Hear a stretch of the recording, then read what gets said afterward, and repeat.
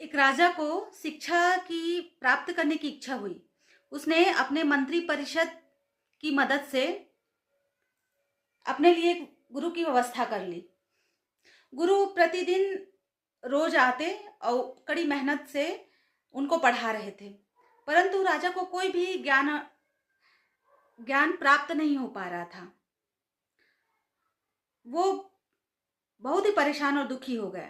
रानी ने जब उनके मन की बात जानी, तो उन्होंने उनसे कहा कि आप अपने गुरुवर से सीधे ही क्यों नहीं पूछ लेते कि आपको ज्ञान अर्जित क्यों नहीं हो पा रहा है।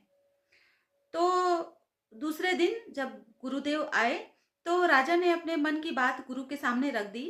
कहा कि हे गुरुवर, क्षमा कीजिए, आप कड़ी मेहनत करके बहुत ही लगन से मुझे पढ़ा रहे हैं, परंतु मुझे ज्ञान की प्राप्ति क्यों नहीं हो पा रही है। ऐसा क्यों हो रहा है? मैं दुखी क्यों हूँ? दुखी और परेशान क्यों हूँ? ऐसा क्यों हो रहा है?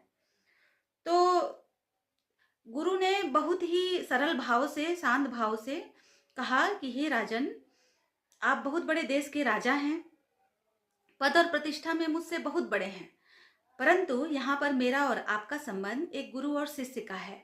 इस नाते मेरा जो आसन है आपके आसन से ऊंचा होना चाहिए, परंतु आप स्वयं तो ऊंचे बड़े आसन पर, सिंहासन पर बैठे होते हैं, और मैं आप ही के नीचे छोटा सा आसन बिछा करके आपको शिक्षा दे रहा हूँ।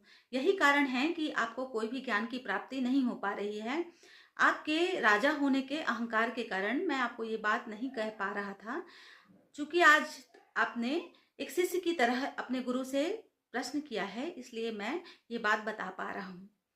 तो ये कहानी हमें बताती है कि शिक्षा शब्दों और पुस्तकों से नहीं मिलती, बल्कि विनम्रता, समर्पण और सही भाव से मिलती है। राजा इसलिए ज्ञान अर्जन नहीं कर पा रहा था कि वह अज्ञानी था, ऐसा नहीं है, बल्कि उसे पद का बोझ और अपने राजा होने का अहंकार था। वह अच्छा राजा तो था, पर अच्छा शिष्य नहीं बन पा रहा था।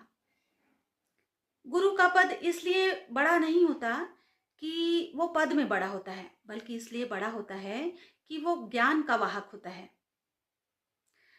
गुरु को नीचे और अहंकार को ऊपर रखकर कोई भी शिक्षा ग्रहण नहीं की जा सकती। ऐसी शिक्षा निष्फल हो जाती है।